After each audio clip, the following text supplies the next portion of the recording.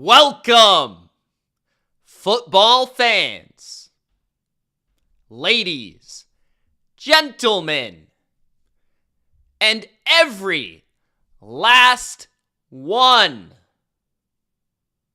of you jabronis. It's Mitch here with your NFL Week 13 reaction, recap, and of course, the most electrifying review that you'll find anywhere on the internet. Why is it electric on the bottom line view? Because it's in the name, bro. It's in the name, jabroni. We give you the bottom line. And within the bottom line, we give you nothing but the truth, honesty, and pure, unfiltered passion. So, if you're ready for my review of NFL Week 13, Gronk, spike the like button, get in the comments and let me know how you're doing, how you're feeling about these games today, what you thought was most interesting, what your biggest takeaway is. And I think because these games today were so, let's call it dull, I will probably look at the landscape of the NFL to a greater degree than we typically do. Okay? I won't be spending a lot of time talking about the Jets and Falcons or Dolphins and Saints. I don't think you want me to, and that's not why I'm here. So, let's get to it. Let's say hello to the people first. We have the Stanford mom in the chat. Shout out to her. We got Jerome. We got Jazz. We got Sean. Keep pounding. Pounded those Rams right into the dirt. Daniel in the chat. Seahawks fan in the chat. Jordan Hunter, Yabba Dabba in the chat. Guys, I don't go live for Sunday Night Football unless it's a very specific occasion. And I never go live for Sunday Night Football basically all year. We do this reaction, okay? It is very rare that I have decided to go live for Sunday Night Football. We do this reaction after the second set of games every Sunday, including this week. I also have a little family dinner tonight, so I cannot do the game. I was live for Thanksgiving and Black Friday, 4 streams. We'll be back live tomorrow for Monday Night Football, and you can catch me there. Patriots, Giants, okay? Where I want to begin is with the Buffalo Bills shellacking, smashing, and smothering the Pittsburgh Steelers 26-7. The Bills advanced to 8-4, 3-3 on the road. The Steelers 6-6, 4-3 at home. Now, apparently this game was supposed to be close. I was told, Mitch, the Steelers, you gotta take them +3. You have to. This is their moment, their spot. Mike Tomlin, a dog at home. The Bills, they're missing their tackles, Mitch. It's really gonna matter a lot because TJ Watt. Does this look like a face that takes that seriously? No, absolutely not. I told every last one of you jabronis, lock of the year, the Bills were gonna crush the Steelers. And what happened? The Bills, they messed around and they struggled in the first half because they were tripping on their own thigh and leg and ankles, and James Cook fumbled the ball with no harm done by the Steelers. And the Bills still won the game by 19 points. 19 points. This guy Adam says you said Steelers, or you said Titans would cover easy. That was the only game I got wrong, to be honest with you. That was really the only game I got wrong, to be honest. So, If you want to get on me for the Titans, sure, go ahead. But I said the lock of the year was the Buffalo Bills, -3. And they won by 19. For some reason, people think that the Pittsburgh Steelers are this like pixie dust, voodoo, underdog machine. They think that Mike Tomlin is a good coach. They think that Aaron Rodgers can still play. They think, most importantly, that the Steelers still have a defense. None of these things are true. Do you guys watch the Steelers play? They are not good at anything. And honestly, the Bills win by 19. They hold Aaron Rodgers to 117 passing yards, Mason Rudolph to 0. They out first down the Steelers 26-10. Domination. They outpossess the Steelers 41 minutes to 18.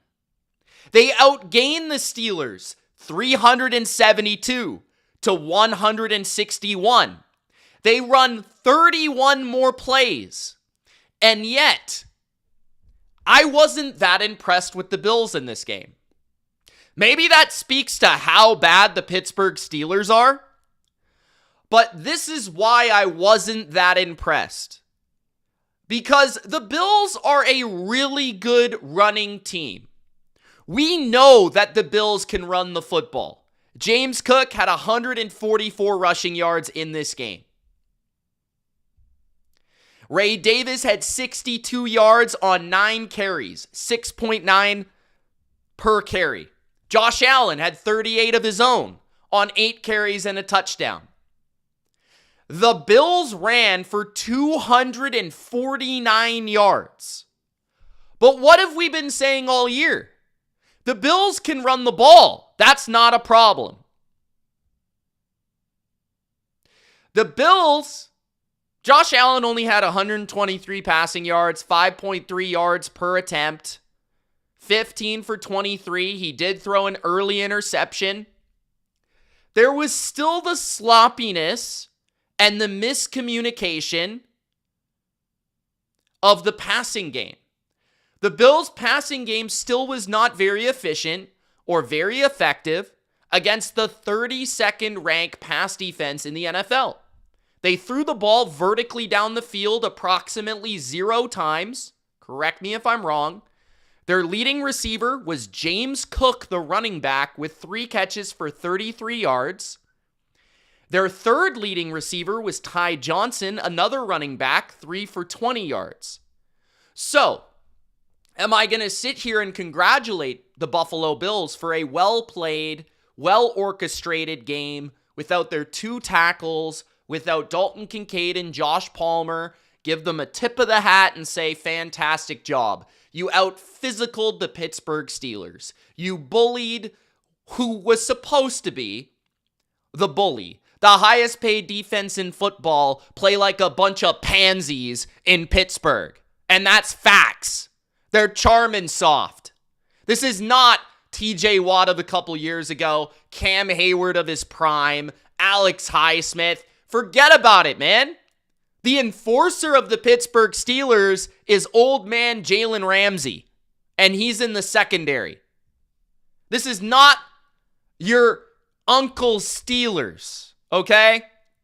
This is not the same team, okay? I give the Bills credit for being able to run all over Pittsburgh. But I still see that misalignment from the passing game that everyone is going to criticize. And the Bills defense, they performed in this game. They looked legit. But again, we knew they would look legit. If you listen to the Bottom Line View or if you listen to Money Mitch, I pretty much said McDermott is going to lock down Aaron Rodgers because that's what he does. They're going to be prepared for the run game. They're going to take it away. So Nothing, and this is the way to best describe it. Nothing about this game answered any question I have about the Buffalo Bills. It didn't answer that they have a vertical passing game. It didn't answer that they can stop a balanced, efficient, effective offense with a well-played, executed scheme and quarterback, right? Like, Pittsburgh does nothing well. Zero. Nothing. Okay? They don't do any. They suck. The Pittsburgh Steelers are terrible. Now, on the road, backup tackles, time of possession, eating the clock, all that stuff. That's fantastic by the Bills. But this game is more about the Steelers absolutely suck. That's what this game is about. Darnell Washington, a 6'5", 700-pound tight end, led the team in receiving, 2 catches for 45 yards. They couldn't run the ball worth a lick. 3.5 yards per carry for Jaylen Warren, who for some reason is getting more carries than Kenneth Gainwell. That makes no sense to me. Aaron Rodgers nearly broke his nose in this game. 10 completions for 21 attempts.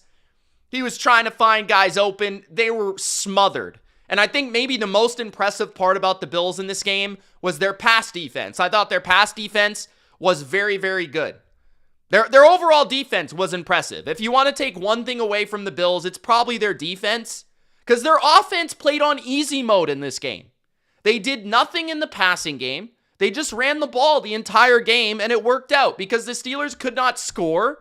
They could not get a first down. They could not threaten. They could not move the ball. The wind affected Rodgers. Their receivers couldn't get open. They couldn't run the ball, right? So the Bills were playing on easy mode on offense. So 10 for 21, 117. Like, the Steelers are not making the playoffs. I don't know if I need to say this. I don't know if I need to make a statement. The Steelers are not making the playoffs. They're 6-6. They look like they were going to be walking to the playoffs. Little cakewalk on their way with Lamar hurt and Burrow hurt.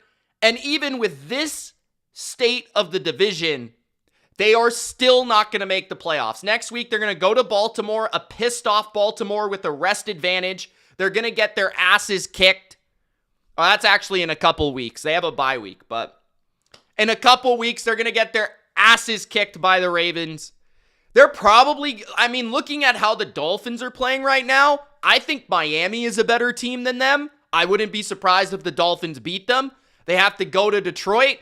They're probably not going to win that game. They got to go to Cleveland. Maybe Shedeur will give it to them on a silver platter, but that's a tough place to play, as everyone's discussed. And then they play the Ravens again. They might win one more game, and there's a chance they don't win a single game left.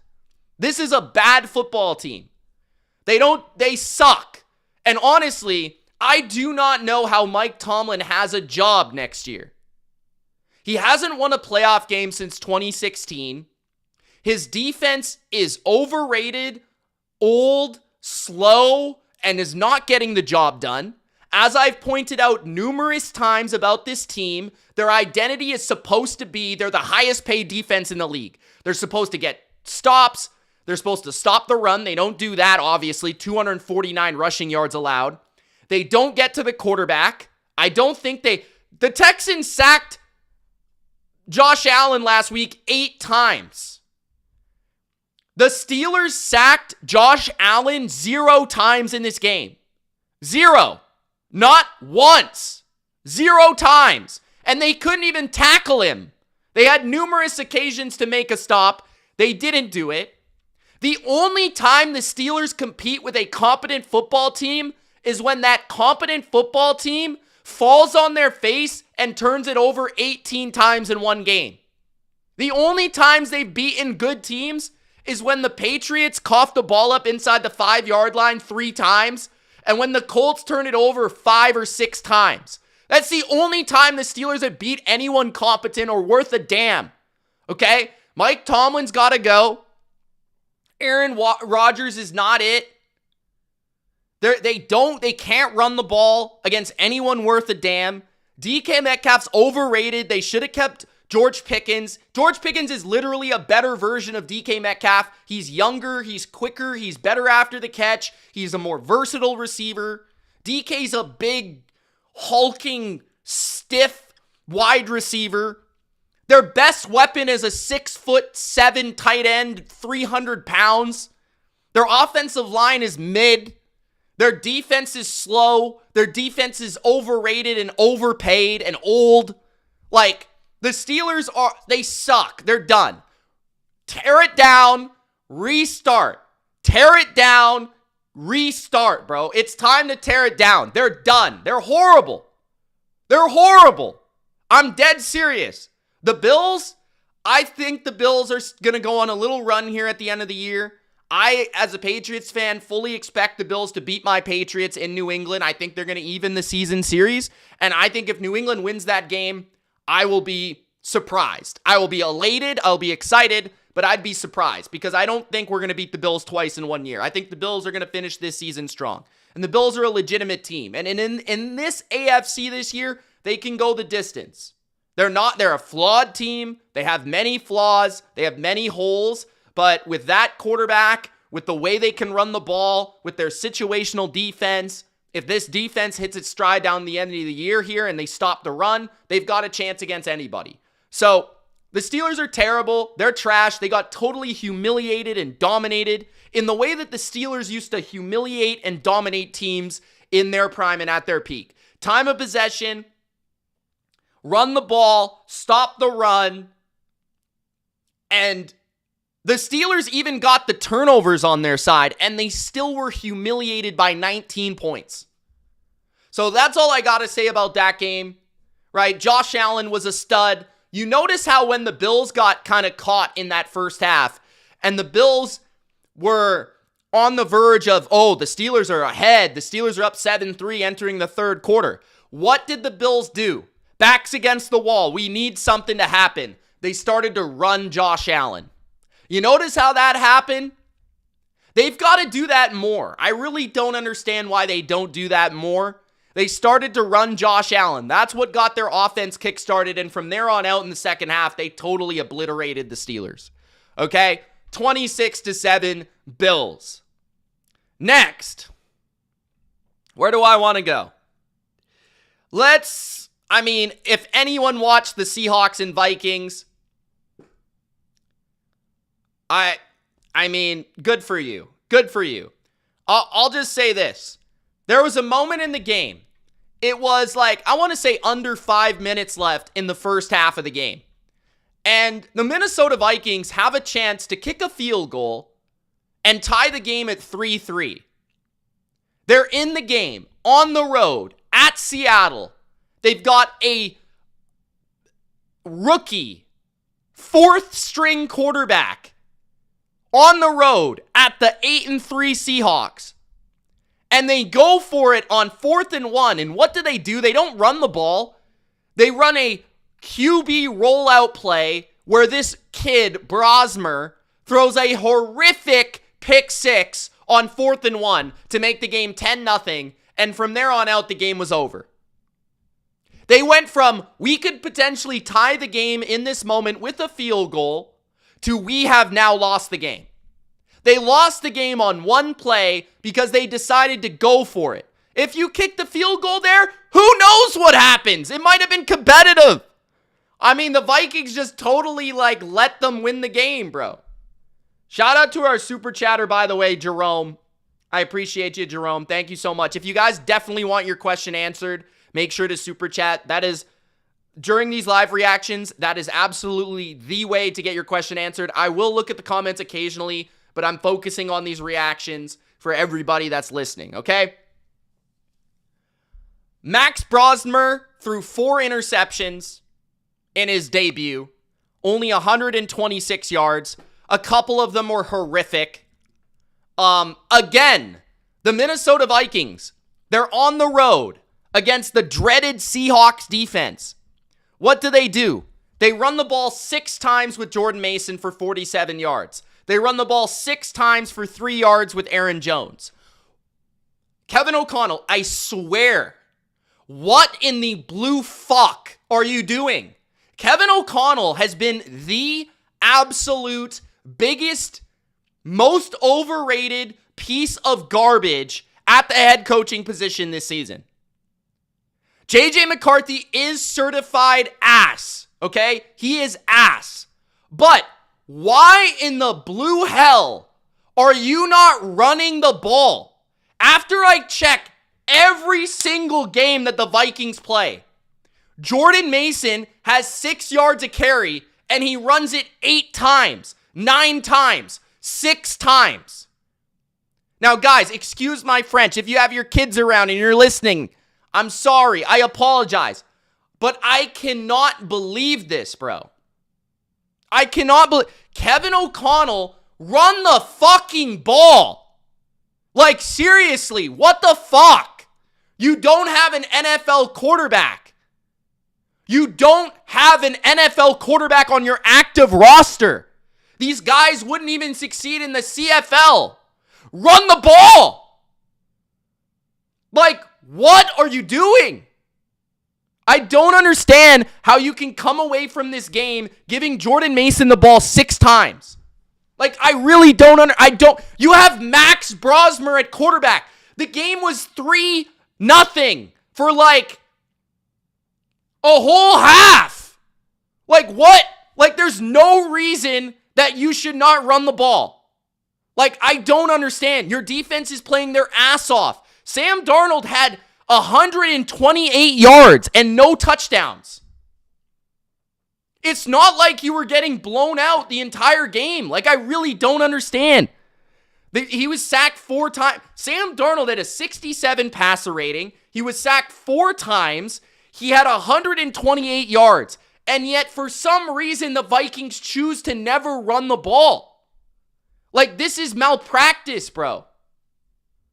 The Seahawks had 17 first downs in the game. They had 200 yards. They had 219 total yards in the game. This was not a good game from Seattle. Seattle's offense was not good in this game. They didn't even run the ball that well. Like, Kenneth Walker had 56 yards on 13 carries. Charbonnet had 14 carries for 52 yards. Jackson Smith and Jigba had 2 catches, and he didn't get a catch until the 3rd quarter. Like, what else can Brian Flores do here? What else can the Vikings defense do for you here? Like, Dallas Turner had 2 sacks. Like, yeah, Seattle's defense is really good. But, man, you've got a freaking Max Brosmer. Like, unbelievable, man. Like, I didn't even want to talk about this game. But, like, I'm sick. This guy, he's skating by, bro. Nobody's talking about what an absolute dipshit Kevin O'Connell has been this year. He sucks, Mo. He sucks. What is he doing? Let's get to the next game. 31-14 Chargers. And I continue to be, like, unimpressed by the Seahawks lately. Like, the Seahawks offense, I think it's getting, like, solved a little bit more. Like, the last couple games, Sam Darnold isn't playing as well. Take JSN away, and you've got a chance to make a stop. Seattle is going to have to win defensive games in the playoffs because I don't think they're going to win a lot of shootouts against playoff teams. I think their offense, as I've said all offseason, all year long, it's too shot play oriented and it's too predictable. It's run game, play action. Run game, play action. They have no drop back passing game at the short level of the field. They have no short passing game. The Chargers, 31-14. They beat the absolute brakes off the Raiders. They're 8-4. The Raiders are one of the worst teams I've ever seen in my life. Geno Smith absolutely sucks. Geno Smith threw one of the worst passes I've ever seen in my life, and somehow Brock Bowers caught it with one hand. The ball was literally on the turf somehow, but Brock Bowers didn't allow the ball to touch the ground. He caught it like this with his hand underneath it. I don't know how the ball didn't touch the ground. He caught it. It was a horrible pass. It was a fade route in the end zone, and somehow Brock Bowers caught it. Brock Bowers had 2 touchdowns. Otherwise, everyone on the Raiders should be fired.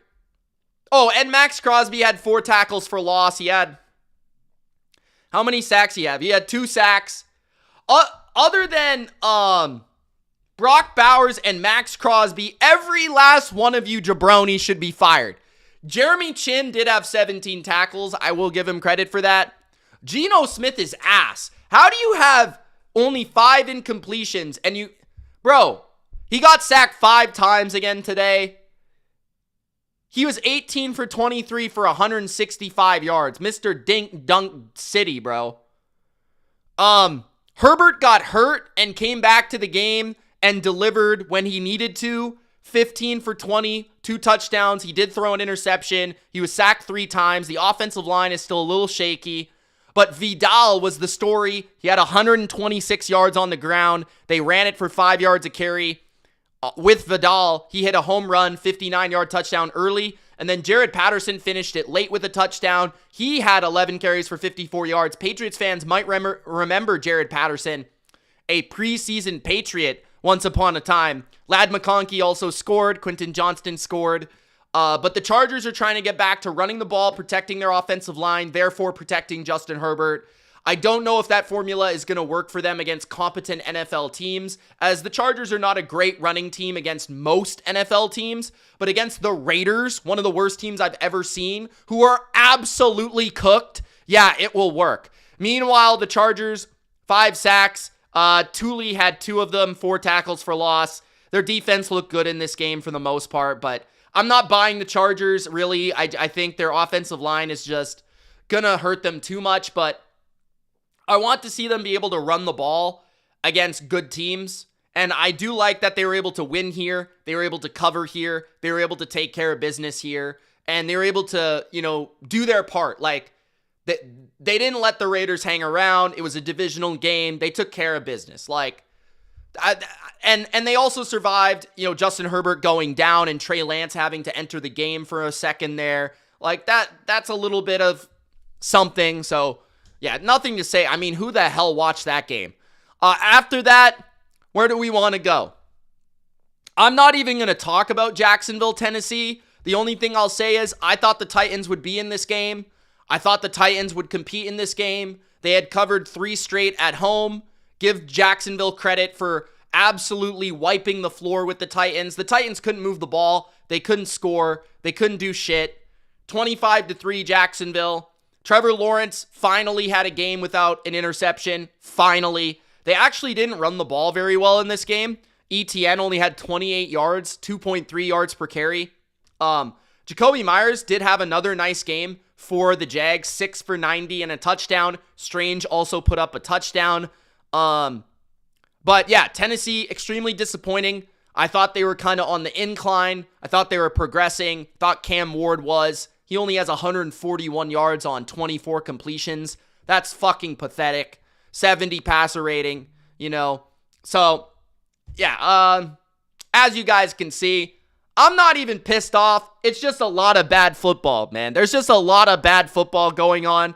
I mean, Chiga Okonkwo leads the team with 29 yards. Tajay Spears has 6 catches for 25 yards. Gunnar Helm has 6 catches for 23 yards. Like, what am I looking at, dude? Like, the Tennessee Titans and the Las Vegas Raiders, 2 of the worst teams in the history of professional football, period. Like, I thought the Titans would compete here. This is a classic spot. Jacksonville's missing a top offensive lineman. They're missing a top defensive lineman. And no, they're not even close. They're not even competitive. They get absolutely smothered, blown out. Jacksonville is now the leader in the AFC South. Tennessee puts up 11 first downs. Like, are you kidding me? 188 yards. So, I just can't with this team. Harley, I'm not live tonight. I am going out for dinner. All right, next, let's talk about some games that actually were kind of fun. Let's go to, I don't know what to go. Let's go Texans, Colts. Let's mix it up.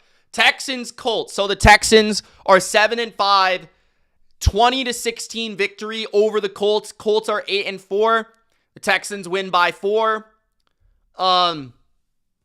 I thought the Texans were 100% the better team in this game. 100%.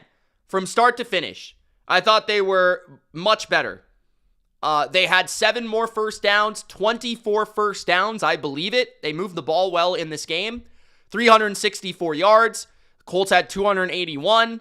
The Texans had 20 more plays ran on offense. And the Texans also had 9 more minutes of possession. Okay?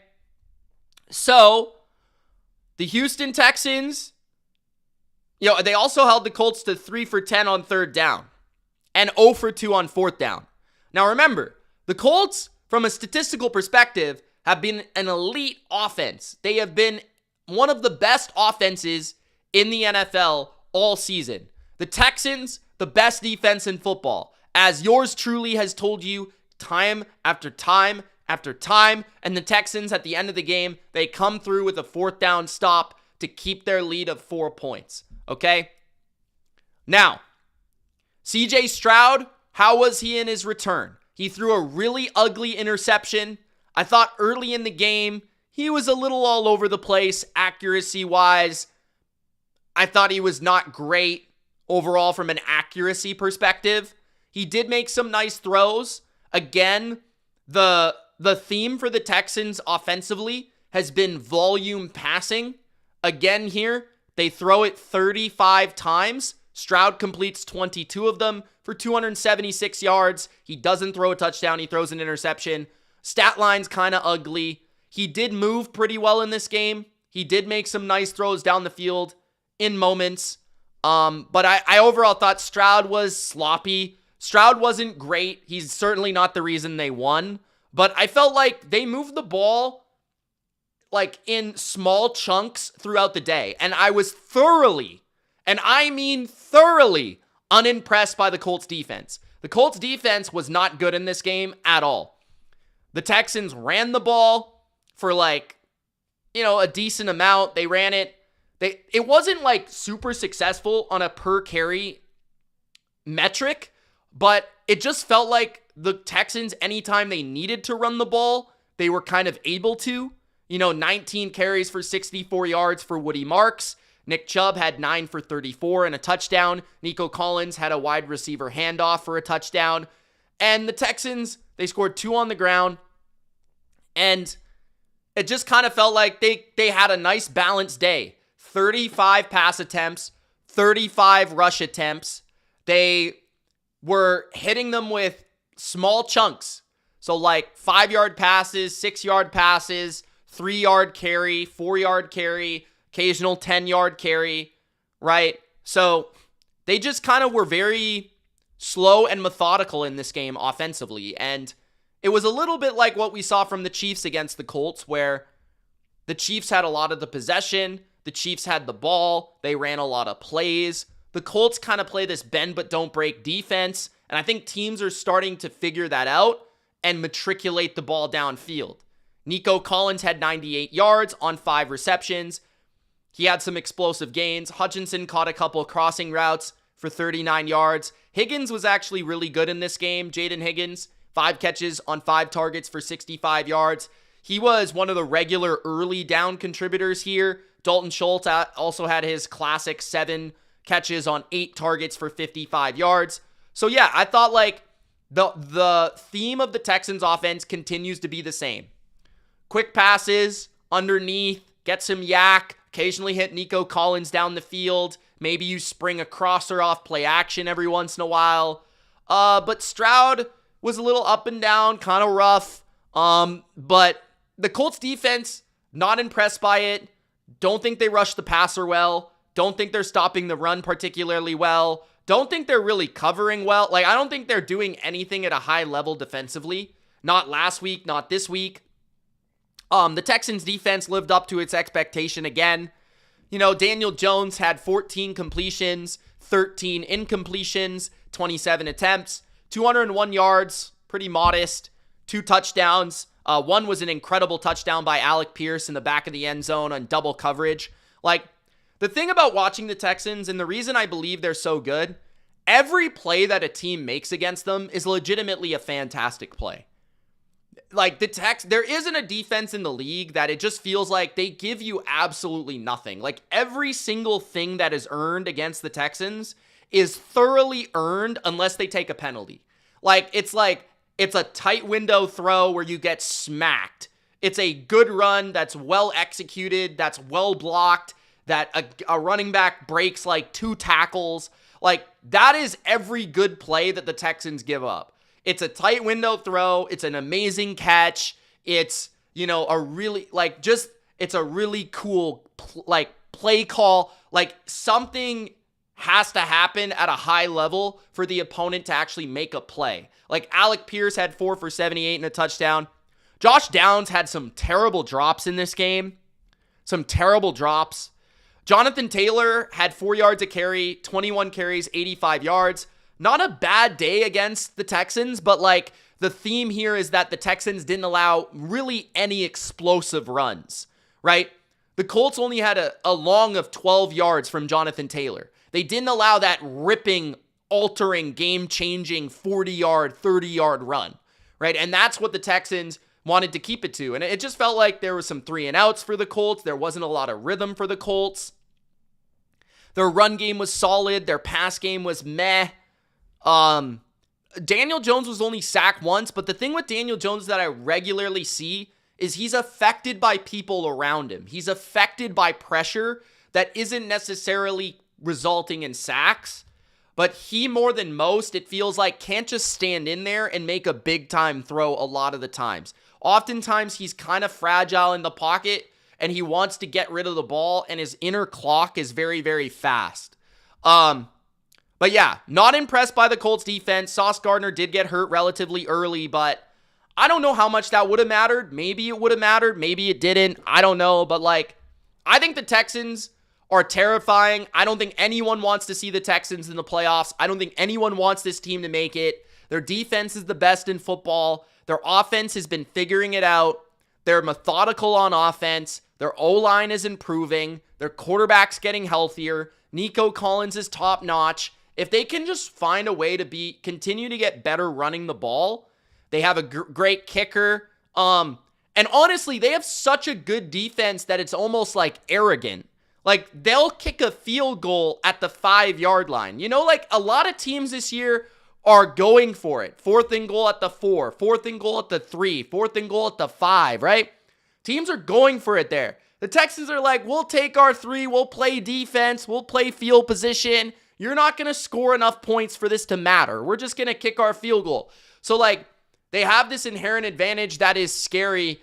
And the Colts are slipping. The Colts are sliding. The Colts might miss the playoffs, guys. That might be crazy. By the way, this was their first home loss, I believe, of the season. But if you really look at it, the Texans have a real chance to make the playoffs. The Texans have a chance to win the division. They play the Colts again at the end of the year, the last game of the year. But you look at the Colts schedule, man. At Jacksonville, where they consistently lose. The Seahawks at Seattle. That's a better team than Indy right now. The Niners, who are looking really good right now. Jacksonville again, and Houston. Every team remaining on their schedule for Indianapolis is a playoff team. They've lost 3 out of 4 games. They let it slip against Pittsburgh. They let it slip against Kansas City. They lost against Tennessee. I honestly think the defense, and to a certain degree, Southpaw, you're right, but you're wrong. You're saying that the defense isn't at fault. The defense is not good enough for the offense to not play at a higher level, is kind of what I think you're saying. The defense is not a defense that is going to just straight up stifle and stop you. They're a bend but don't break defense that allows long drives, a lot of possession, a lot of plays to be ran, and if they break in the red zone, you can beat them, right? The Colts offensively, right now, they need to play at a top 5 level to be a good team. They need, because if they don't play at that level, this defense cannot win you games against good teams. The Colts defense is not to the level that they can beat the Texans if their offense doesn't play well. They can't beat the Chiefs if their offense doesn't play well. They won't beat the Jags if their offense doesn't play well, right? Now, I will give them a little bit of leeway, a little bit of cushion here, because their offense played poorly against Kansas City and Kansas City. I feel like that's kind of fair, okay? And they played poorly against the Texans, which is understandable, right? But you've seen that consistent regression like throughout their play and throughout these games the last month or so. So that's kind of what's worrisome about the Colts. But I think the Texans are a real threat. You look at their schedule, a massive game against the Chiefs. If the Texans beat the Chiefs, they're making the playoffs. 100%. And if the Chiefs beat the Texans, they have a real chance to still make the playoffs. That is a huge game. The Texans play the Cardinals at home, who they should beat. The Raiders at home, who they should beat. So that's 2 more wins. That takes them to what? 9 wins. If they can beat the Chargers, is a huge game in the wild card race. The Colts and the Chiefs are the other 3 games. Like, if the Texans can manage to get to 10 wins, I feel like they have a chance here. But yeah, the Texans, I would not want to play the Texans. All right, where do we want to go next? Tampa and Arizona is where we're going to go next. Tampa won 20-17 in a game where I didn't think they were very impressive, but I thought that they did enough to win. They were opportunistic defensively. They made enough turnovers, and I actually think the Texans will beat the Chargers because of their defensive line. Jaws, just as they did last year in the playoffs. I think the Texans will beat the Chargers. 20-7, I think they're more likely. If I had to pick right now, I think the Texans will lose to the Chiefs, but we'll see. The Texans could win. The Texans are playing really, really well. They beat the Bills and they beat the Colts back-to-back weeks. Okay, so Bucs 20, Cardinals 17. In a lot of ways, the Cardinals were the better team in this game. They had nearly 10 more first downs. They had 9 more first downs. They had more plays ran. They had more yards by over 100, 386 to 279. They had more yards per play, 6.3 to 4.9, right? A lot of people probably didn't notice this. Probably a lot of you guys didn't really know. I do think that also, Jacoby had 300 yards and Baker had 194, right? And this continues a theme of the Bucs offense just not looking put together in this game. The Cardinals also had some reinforcements defensively that definitely allowed their defense to play a lot better. And the Cardinals have played a lot of close games this year. But the theme with the Cardinals has been they can't win close games. Now, typically it's because the other team is just more talented. Typically it's because the other team that they're playing has more playmakers, like a better quarterback, a big-time receiver, or a defensive end that can make a play. And the Cardinals just don't have a lot of elite players, really outside of Trey McBride and maybe Budda Baker. It's not like they have a lot of game wreckers or game-changing players. And a lot of the teams they lose to in these one-score games just simply have more. But in this game, I just kind of think it's turnovers. It's turnovers, it's mistakes. They missed a field goal. They turned it over twice, and the Bucs turned it over 0 times. And that was the difference. And I believe both of the turnovers that the Cardinals had were in Bucs territory. Okay? Jacoby, again, played pretty well. He made a couple runs when he needed to, 3 for 16. He was 29 for 40 for 301 yards, 2 touchdowns. Yards is not the problem for the Cardinals right now. They're throwing the ball. They ran the ball pretty well against a good run defense in the Bucs. Bam Knight had 11 carries for 62 yards. But what happened? He put the ball on the ground, right? He put the ball on the ground. Trey McBride had a nice game, 8 for 82 and a touchdown. 6 for 69 for Marvin Harrison in his return, but turnovers, 2 turnovers and a missed field goal. And the game was a 3-point game. Both the turnovers were in Bucs territory. If you get 2 more field goals from there, the Cardinals win this game. So ultimately, it's a missed opportunity for the Cardinals to get a win here and really put pressure on the Bucs to make the playoffs, because the Panthers with their win today, that could have changed the NFC South. Another critical factor was the Bucs were really good on third down, or at least it felt like they were in a lot of third downs. They hit 16 third downs in this game. They were on third down 16 times.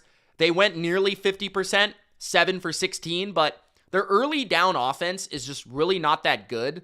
The Cardinals were also 0 for 2 on fourth down as well. So 0 for 2 on fourth down, 2 turnovers, missed field goals, a lot of mistakes by the Cardinals. The Cardinals probably should have won this game, guys.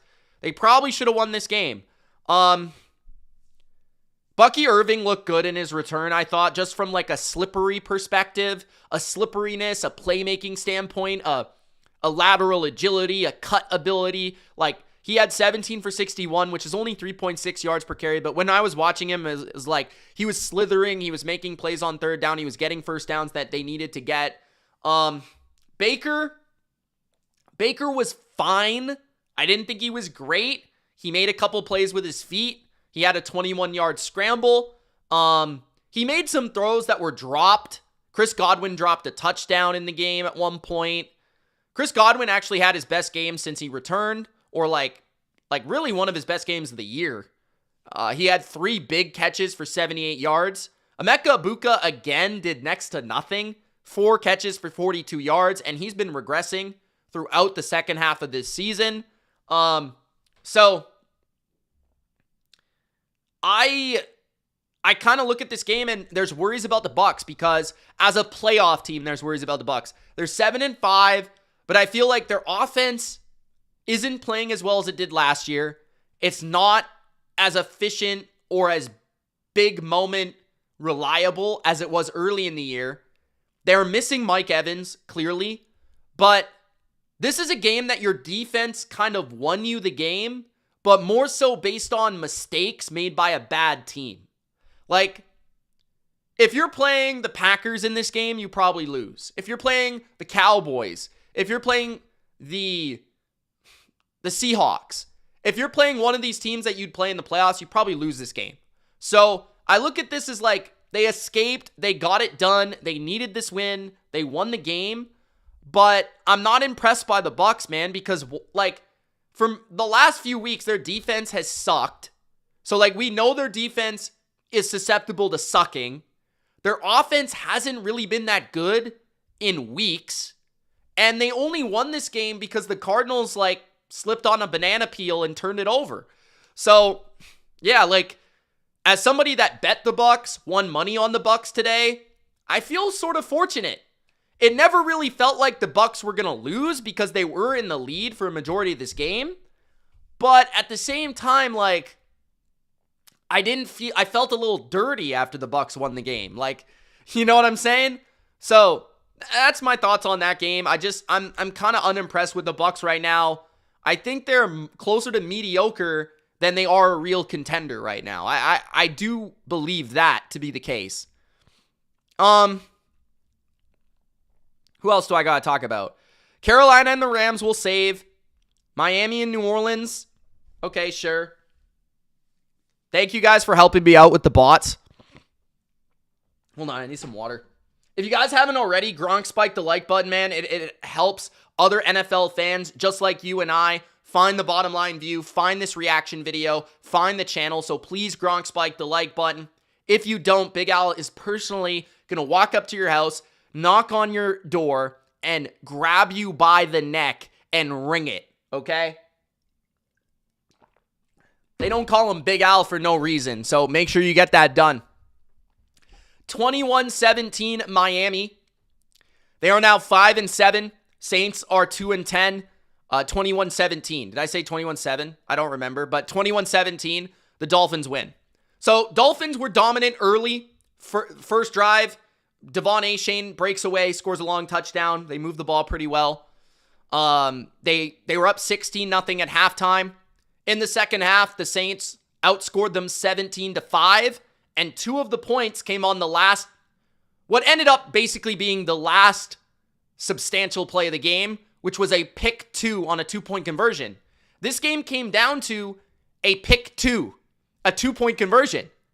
A lot of people probably didn't notice this because why are you watching the Dolphins? Why are you watching the Saints? Like, why are you watching this game? It has no, like, factor into the rest of the year. Like, nobody will remember this game in the long run, but the Saints easily could have came all the way back and won. It was 19-17, and the Saints went for 2, and Tyler Shuck threw a pick 6, a pick 2 to Minkah Fitzpatrick that made it 21-17 final. And that was the game. So the Saints went all the way down and scored a touchdown, and they needed a 2-point to tie it. So it was 16-0 Miami. 16-0, right? And then the Dolphins nearly gave up all those points.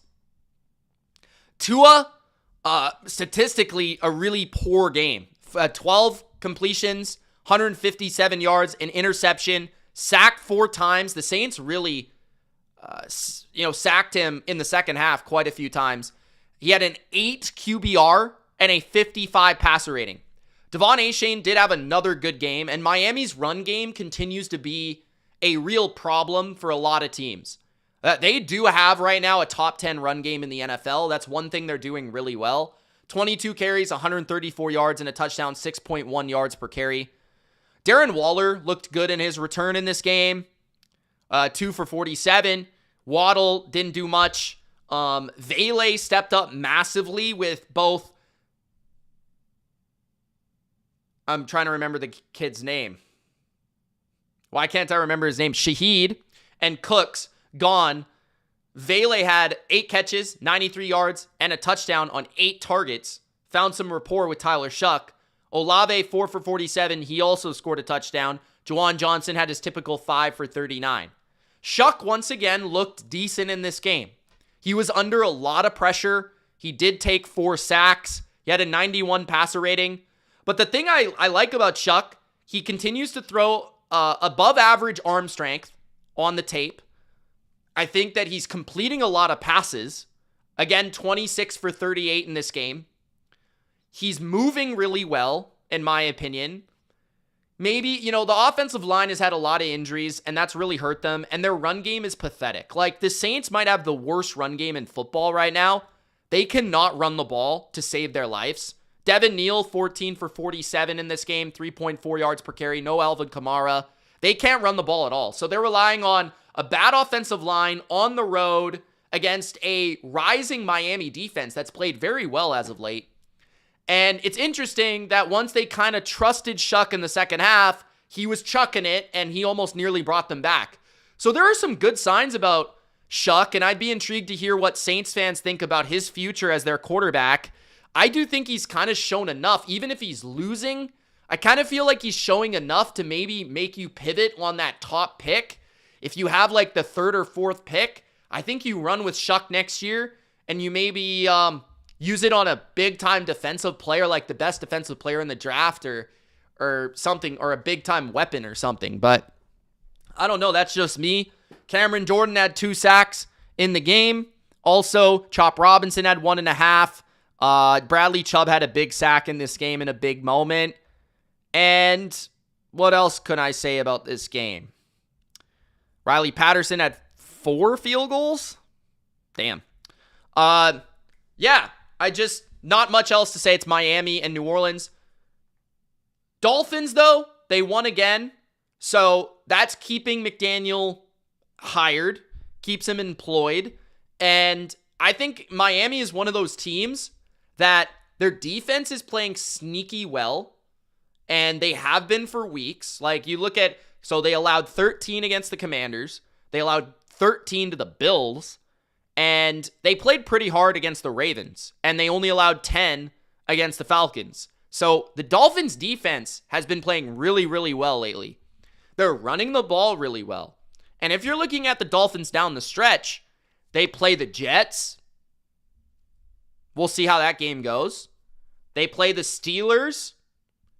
That is a game where if you're the Steelers and you're fighting for your division, you don't want to be facing this Dolphins team. Like, I feel like the Dolphins can easily beat the Steelers. If I were looking at the quality of the team right now, I'd argue Miami's playing better. The Bengals at home is a winnable game. The Bucs and then the Patriots, they'll probably lose, but I think you look at Miami and they could be an 8-9 team, a 7-10 team.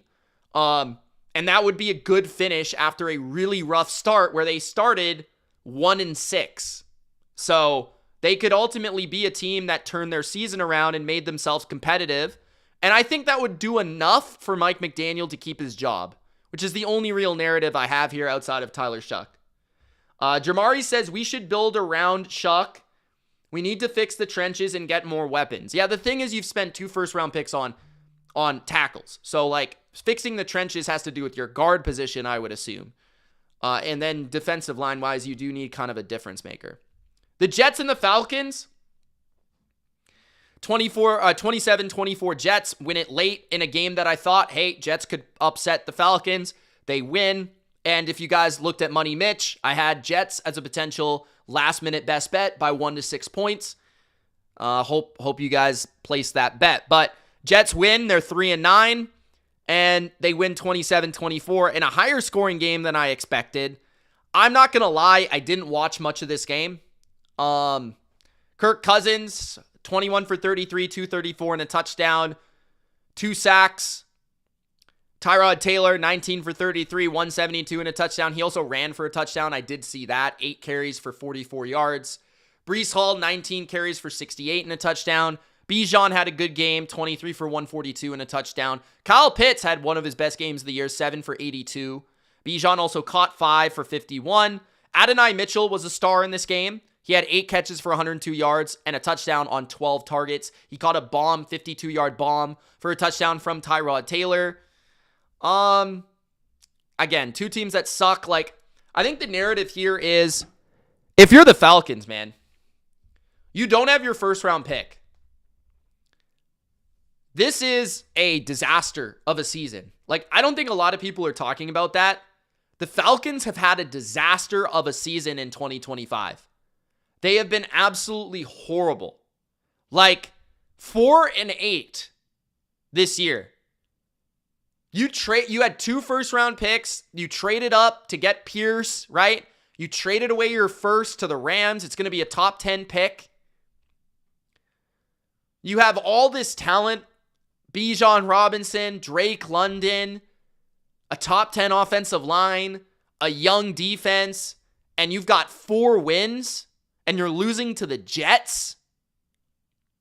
Right? Like, I just want to throw that out there. Like, this should be Raheem Morris's final year. This should be this staff's final year in Atlanta. There's no reason that it shouldn't be. Okay? There's no reason it shouldn't be. Shout out to Nick Folk for his game-winning field goal at the end. The guy needs to be checked for PEDs. I don't know how he's getting it done at like 5,000 years old. But the Falcons should have won this game, according to the stats. 25 first downs to 16, 389 to 269, more yards per play.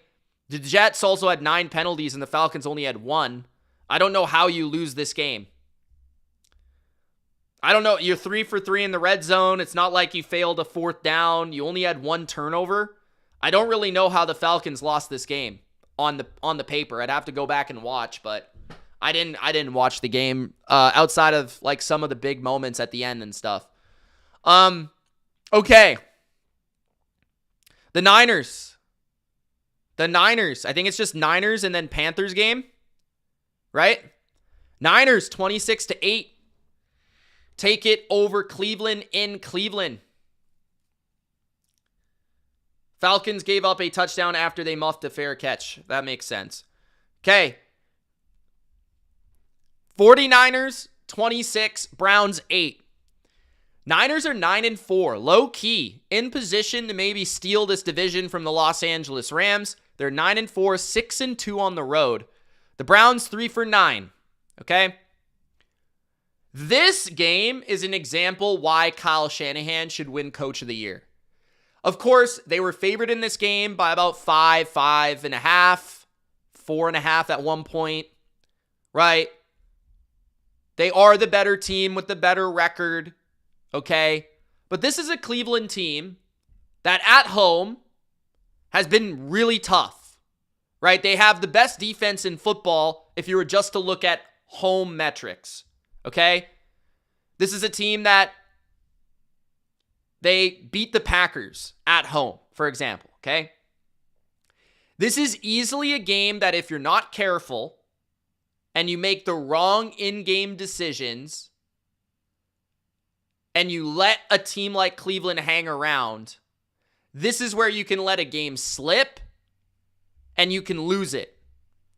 Okay? This was a masterclass in how you can possess the football, how you can avoid mistakes, how you can control field position, how you can lean into your special teams play.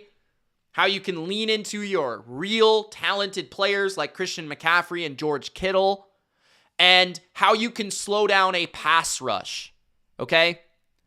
The Niners, I thought, were really impressive in this game from a maturity standpoint, from a coaching standpoint, and I thought their offensive line played very well in this game. Cleveland has a great pass rush. Myles Garrett, he's a force. He's on pace to have 25 sacks. Brock Purdy was only sacked one time. And, I would say it's more of a coverage sack. Like, the offensive line of the Niners has played really well lately and really well against top defensive fronts like the Rams and the Browns. And I just feel like they have protected their quarterbacks really, really well.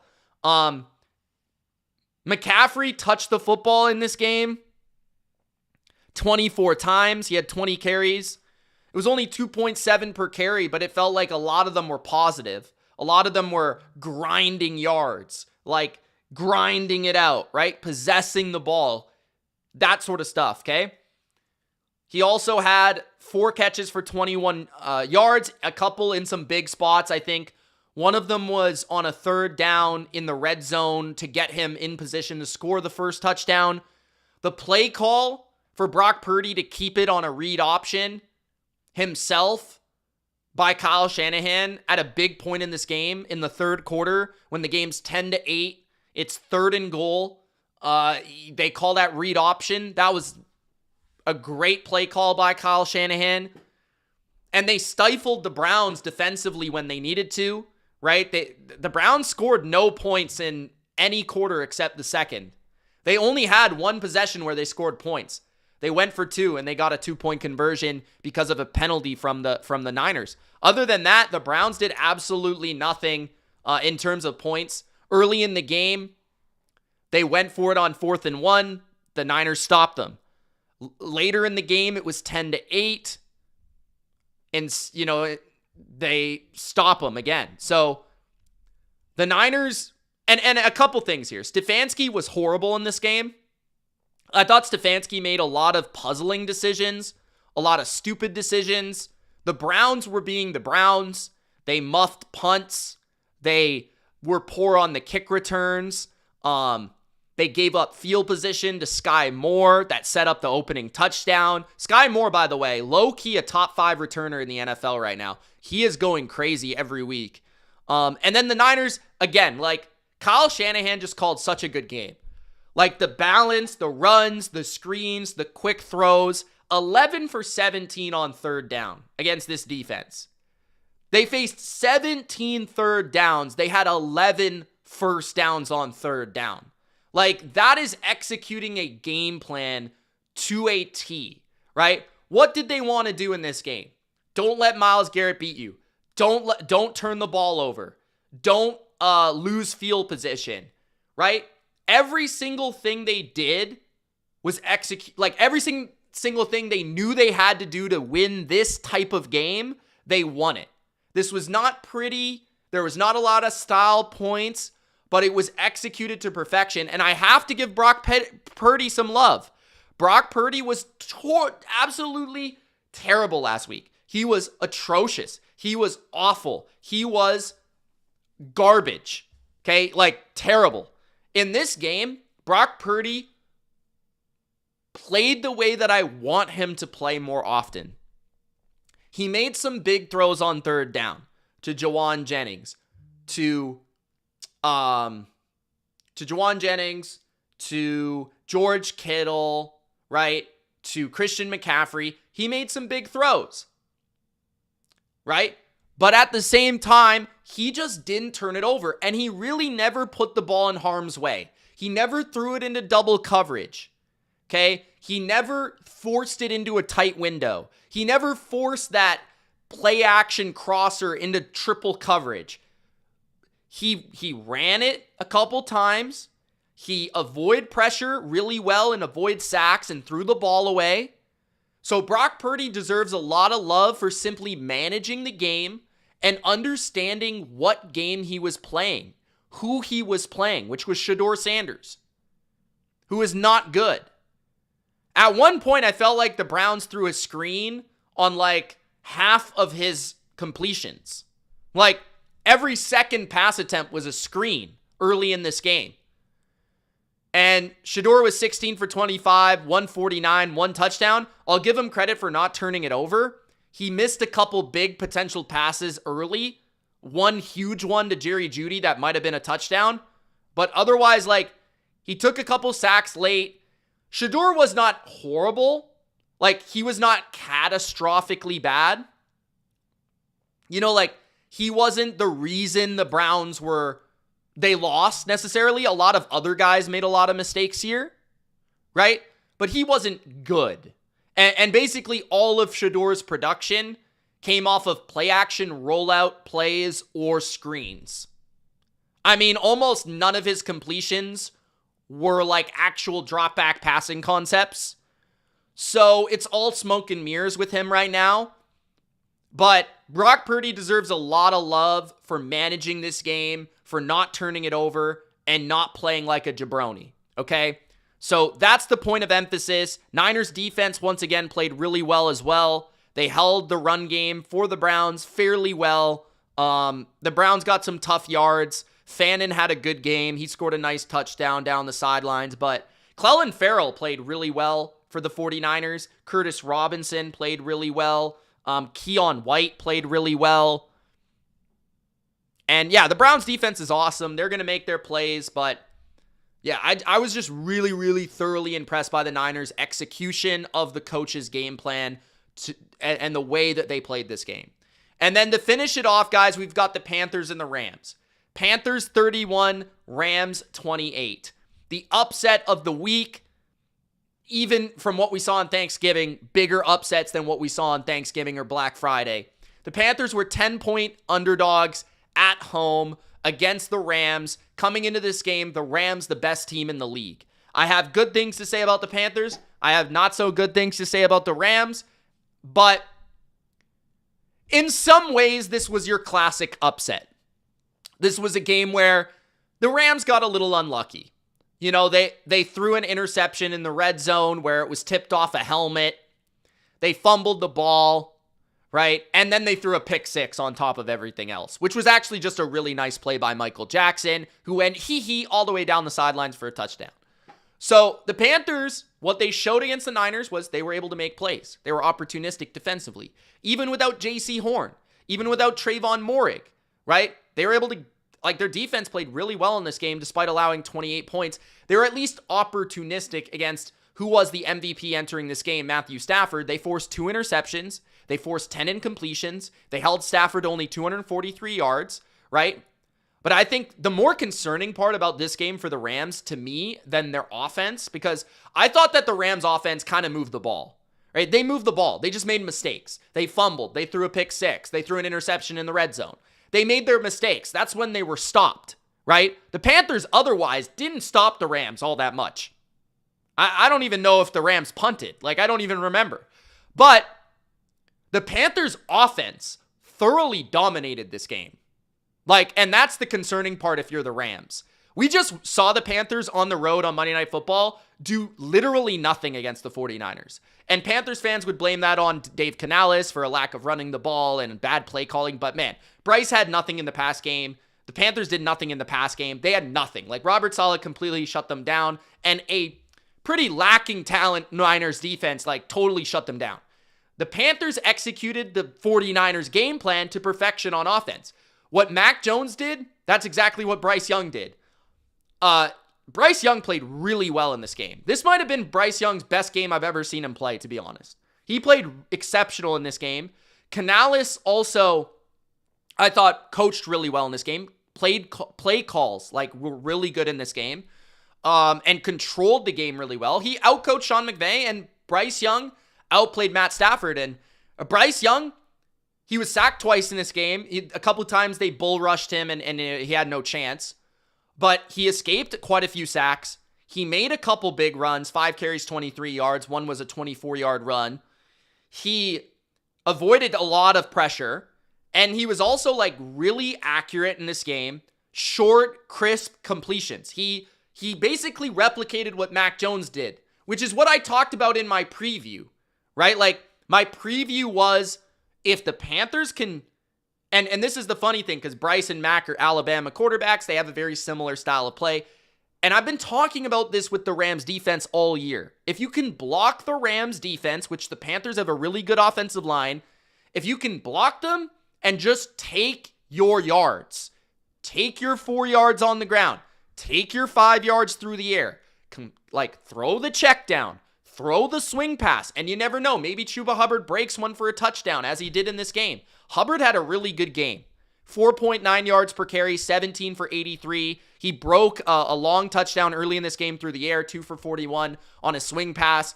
But Bryce was really accurate, knew where to go with the ball, put the ball in a perfect spot.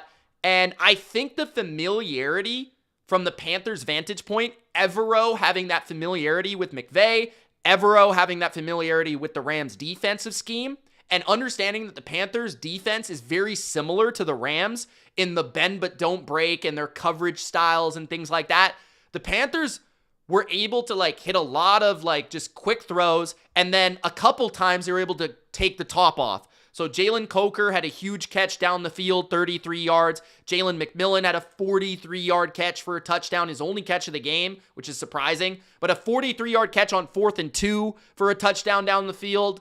Coker had a really good game. 4 for 74 and a touchdown. He made an impact on the first drive. He made an impact on the last drive. He scored a touchdown. Rico Dowdle, he played hard as well. He didn't have quite the stats that Chuba did, but he made some big runs on 4th down, some nice runs throughout the game. And that running back tandem really proved to be huge for the Rams. They ran the ball. They moved the Rams off the ball. They physically moved the Rams. The offensive line of the Panthers won them this game. Like they ran the ball, they possessed the ball, they were able to run it consistently well, a high success rate. They were able to quick throws, protect Bryce Young, and Bryce a couple times made a couple big throws and a couple times escaped some sacks and didn't turn it over. And the defense, they made a huge pick 6 on Stafford. Devontae Adams scored 2 touchdowns in this game. I don't know why teams don't cover him in the red zone. And the Panthers survived a couple ridiculous Puka Nacua catches. 6 catches for 72 yards. He had an insane one-handed catch for 31 yards. He had another, I think he didn't score a touchdown, but he had another one where I was like, wow, what a play. Like, yeah, Puka did some crazy Puka stuff. Xavier Smith, this other kid, made a couple plays. That's interesting to watch from a third receiver perspective for this team. Blake Corum had a huge day. The Panthers couldn't stop the run in this game. Like, Corum had 7 carries for 81 yards. 11.6 yards per carry is insane, and a touchdown. Kyron Williams had 13 for 72, 5.5 yards per carry and a touchdown. Like, they couldn't stop the Rams, really. It was the turnovers, and it was just the class by the Panthers offense. Like, the Rams had 7.4 yards per play. That's crazy. And they had 35 minutes of possession, the Panthers, right? But the difference is time of possession, turnovers, and even the Rams only took 1 penalty from the Panthers. I didn't even realize that. That from the Panthers' vantage point, they had 7 for 70. That's impressive that the Rams only had 1 penalty. And the Rams only faced 5 third downs. That's insane. And then the Panthers, they were 3 for 3 on 4th down in high leverage moments. Teteroa McMillan, Jalen Coker, and then I think Rico Dowdle had the 3 conversions. High leverage moments, the Panthers came through. And that's what happens in an upset. This was a perfect fit for an upset. Turnovers, high leverage moments, and a really good performance by the Panthers, which keep them in the hunt. I don't think they'll make the playoffs, but they do have a chance to win their division. 2 of which were touchdowns, says Jaws. Fair point. So yeah, the one Coker one was a touchdown. So the Panthers have a chance. I mean, they do play the Bucs twice, and it's ultimately going to come down to that. Probably you have to beat the Saints. Like, you can't lose to the Saints again. They already lost to the Saints, which is, you can't lose to them next week, and The way Tyler Shuck's playing, it's going to be a close game, but you've got to beat the Saints. And then, I don't know. So who do the Bucs play is interesting. You're probably going to lose to Seattle, right? But this was a huge win because the Bucs, they're not playing well, as I kind of described.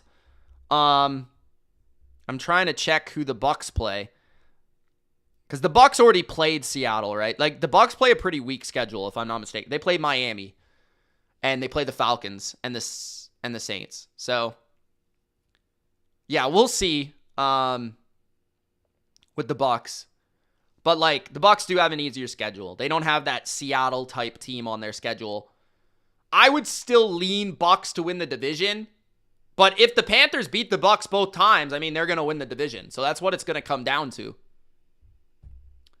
That is my recap, guys, for Week 13. I hope you enjoyed. If you did, Gronk spiked the like button. Please like the video. It does really help for other people to find it. New fans, new NFL fans, new people wanting to watch some NFL content. Hope you enjoyed the honesty, the rants. Hope you enjoyed the thoughts.